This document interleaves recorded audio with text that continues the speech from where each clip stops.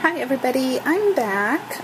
This is Janice. I'm back with some more ways to embellish your Cricut cuts, and just in review I'm going to show you the ones that I did previously. I added glossy accents and eyelets to the wheels of this cute little wagon, just because cards. That's where all these cuts came from. And I added some stickles to his beak and his feet, and this was the mosaic technique, which there's a video where I showed you how to do that.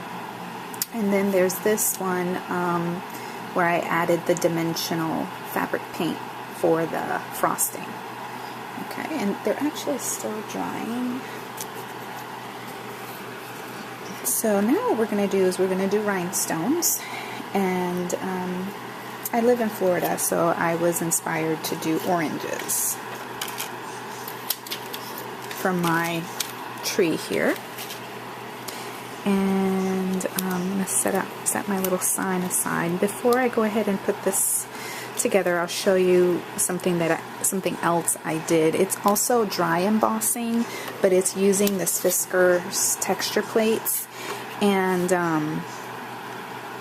I didn't want to get my Cuttlebug out, even though it's pretty easy to do that, but I just wanted to see, well, what if somebody doesn't have a Cuttlebug? Let's show you what you can do. This texture plate is from set 1, in case you're interested. There's a wood grain on one side, and on the other side is all these leaves. So I just took my tree trunk, and if you notice, you're not going to be able to see it very well, but this is paper tray and craft paper. So what I did was I set it down on here and just hold it really tight. You could put some painter's tape or something over it to hold it if you think it's going to shift, and then you just take a embossing tool, and once upon a time they used to sell in the craft store a little tool that was for use with this. I don't know where mine has gone. Maybe I'm trying to think, maybe I give it away, but why would I give it away without these plates? I don't know. Anyway, I just, and if you rub it with wax paper, it makes it kind of go a little faster. But this is such a small area that I really didn't need to do that. So then I'm just going to take a little sponge wedge, and I'm just going to kind of hit just the embossed, trying to just hit the embossed areas. You could also just do a direct-to-paper technique where you just take the and just go like that. You want a pancake, Adrian? You want a pancake? You want a peanut butter toast? Okay, I'll do that. Okay, so see, now we can see that wood grain texture. And then I did the same exact thing to the part of the leaves. I turned it over, embossed it, and now we can see that. So we're going to do, and then I did one more thing. My paper actually frayed. I think I need a new blade because it frayed right here. You can't really see it because I glued it down and then I cut it out. But I went with my scissor, and sometimes you can kind of fix those little frays, but if you want to just go with it and just, I mean, sometimes our mistakes or our misfortunes in crafting can kind of bring on a new creative touch. So that's what I'm going to do here. Let's just do this and just kind of scuff them up just to add more texture.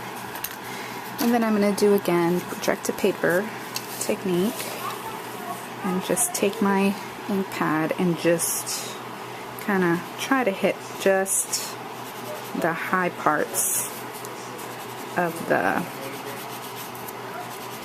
embossing to bring out the detail. This happens to be peeled paint. It's probably one of my favorite greens.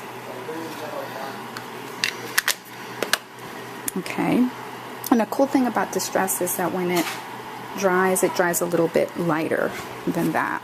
Okay, so now I'm just going to go ahead and adhere this down.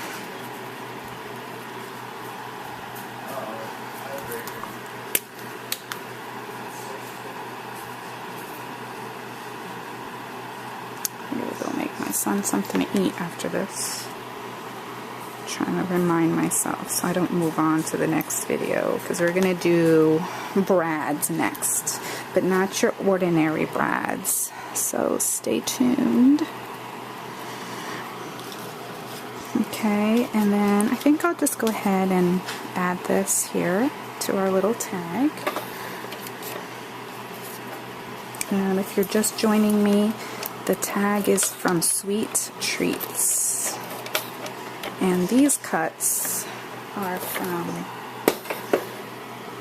Just Because cards, which even if you're not a card maker, you can get a lot out of this cartridge. It has a lot of basic kinds of shapes for just everyday kind of scrapbooking occasions. I think it's one of those must-haves, to be honest. And it has titles too. It has phrases that you can use.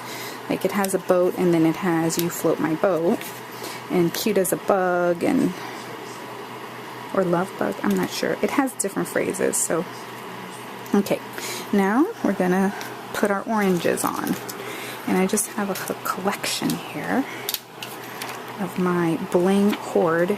Just call it what it is. So this is giving me a opportunity to use up my hoard, and I'm just using those little holes there as a guide for where I want to put my bling or rhinestones, depends on what you call them. For these tiny ones, I'm going to use my paper piercer to, oh, that's not my paper piercer. I'm just going to use this to grab them.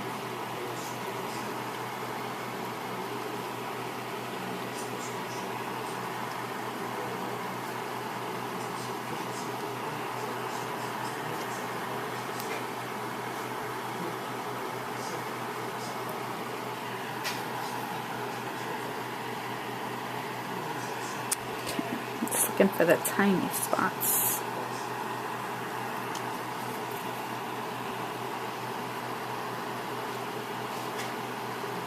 Okay, I'm going to add a couple of these.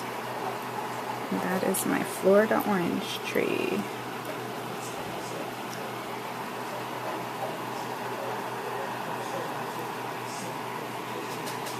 Wish I had a bigger one for right there.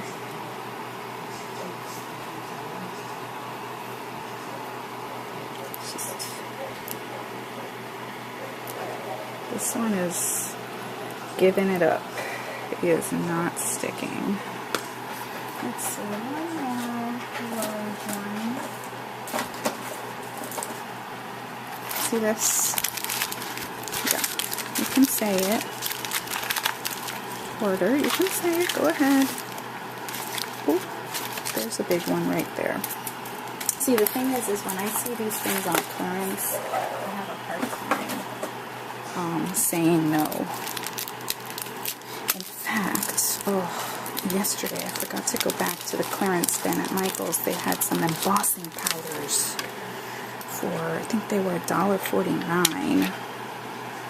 Of course, today they'll be all gone because everybody's out there shopping.